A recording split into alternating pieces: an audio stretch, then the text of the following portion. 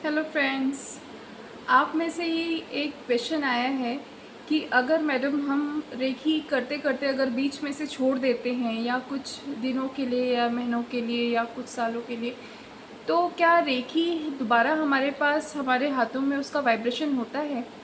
तो देखिए, मैं आपको बताना चाहूँगी कि जब आप रेकी सीखते हैं, कई बिगनर्स में क्या होता है कि वो सीख तो लेते हैं, अटूलमेंट ले तो लेते हैं, लेकिन उसको वो कंटिन्यू नहीं कर पाते।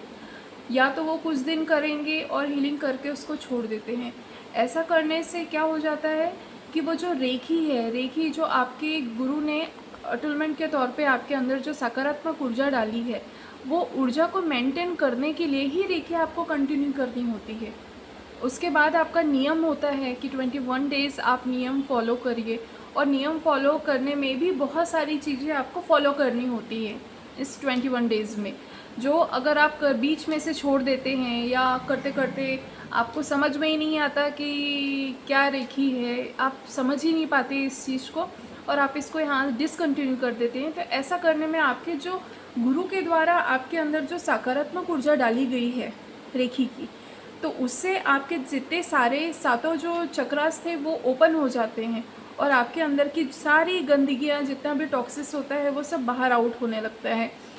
लेकिन उसके लिए हमारे साथ नियम जुड़ जाता है 21 दिन का, कि उसी ऊर्जा को कंटिन्यू 21 दिन तक हम जब लाते हैं अपने शरीर के अंदर, या उस ऊर्जा को जब हम कंटिन्यूसली अपने शरीर में संचार करते हैं, तो ऐसा करने से सारे टॉक्सिस हमारे शरीर से आउट हो जाता है।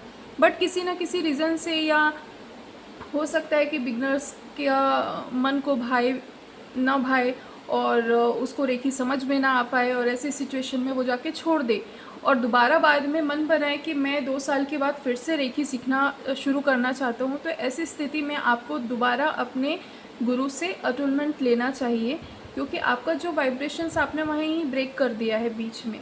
तो क्या होगा, रेखी सीखने के पहले या रेखी अटूलमेंट लेने के पहले आपकी जो स्थिति थी, आप उसी स्थिति में कंटिन्यू वापस आ जाएंगे, यानी आप में कोई चेंजेस नहीं होगा। अगर मैं छोटा सा एक उदाहरण के तौर पे आपको बताऊं, तो आपका घर है और आपके घर में आपने सफाई की है, और सफाई करके आप ये सोचो कि मैंने तो आज सफाई कर ली है, अब मैं कुछ दिन नहीं करती हूँ, मैं अगर 2 महीने नहीं करूँगी तो क्या होगा, मेरे घर में गंदगी हो जाएगी। वैसे ही हमारा शरीर है, हमारा शरीर भी हमारा घर है, मंदिर है, हमारी सोल का मंदिर है, और आप अगर उसको क्लीनिंग नहीं करते रहेंगे तो वो क्या होगा, आपकी ओरा भी डिस्टर्ब हो जाएगी, ओरा डिस्टर्ब होगा, आपका मूलाधार चक्र डिस्टर्ब होगा। मूलाधार चक्र जो होता है वो आपकी स्टेबिलिटी को शो करता है, और ऐसे में आपका मूलाधार चक्र स्टेबल नहीं हुआ तो आपकी लाइफ में बहुत सारी चीज़ें स्टेबल नहीं रहने वाली हैं। फिर आपकी ओरा जो है वो क्लीन, जो ओरा क्लीन की गई थी आपके गुरु के द्वारा, वो ओरा भी आपकी गंदी होती जाएगी। उसके वजह से आपका मन विचलित रहेगा।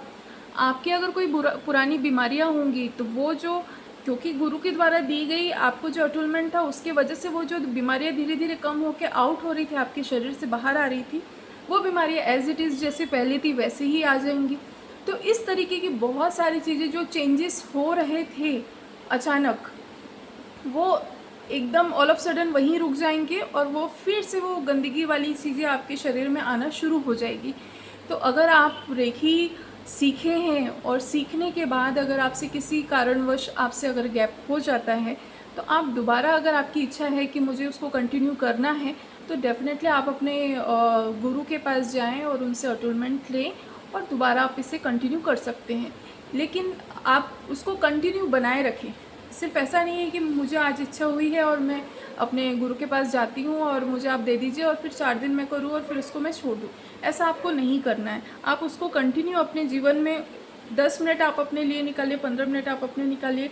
आप अपने सारे चक्रास को बैलेंस कीजिए। चक्रास को बैलेंस करेंगे तो आप खुद अपने अंदर स्टेबल रहेंगे हर तरीके से। तो आप डेफिनेटली वो कीजिए और अपने लाइफ को अच्छा बनाइए। Thank you. और इसी के साथ मैं नेक्स्ट वीडियो में आपसे मिलूँगी।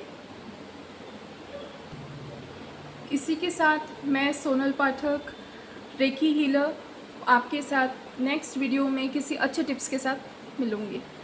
थैंक यू, धन्यवाद। आप लाइक करिए, शेयर कीजिए, सब्सक्राइब कीजिए और मुझे फॉलो कीजिए। Thank you.